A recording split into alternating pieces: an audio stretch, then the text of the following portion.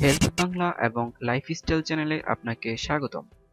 আমাদের আজকের বিষয় ডিমের যত বিচিত্র ব্যবহার। আপনি এটি পোচ করতে পারেন, কাঁচামরিচ ও পেঁয়াজ দিয়ে ভাজতে পারেন, পুরো সিদ্ধ বা অর্ধ সিদ্ধ করতে পারেন, যেভাবে ইচ্ছা সেভাবেই খাবারের জন্য তৈরি করতে পারেন ডিম। তবে খাওয়া ছাড়াও ডিম দিয়ে কিন্তু আরো কাজ করা যায়। আসুন জানি কি সেগুলো। ডিমের কিছু ভিন্ন ব্যবহারের কথা জানিয়েছে জীবনধারা বিষয়ক ওয়েবসাইট পেমিনা। মুখের মাস্ক। কাঁচা মধুর মধ্যে ডিমের কুসুম মিশান, মুখের মধ্যে এই মিশ্রণটি মাখুন এবং 10 থেকে 15 মিনিট রেখে দিন। ডিমের মধ্যে থাকা লেসিথিন মধুর সঙ্গে মিশে ময়শ্চারাইজারের কাজ করবে। চুলের যত্নে। চুল মসৃণ ও শক্তিশালী করার জন্য আপনি ডিম ব্যবহার করতে পারেন।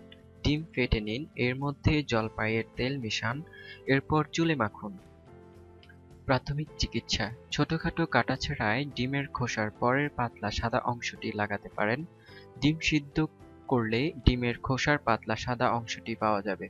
এটি রক্ত ঝরা কমাতে সাহায্য করে।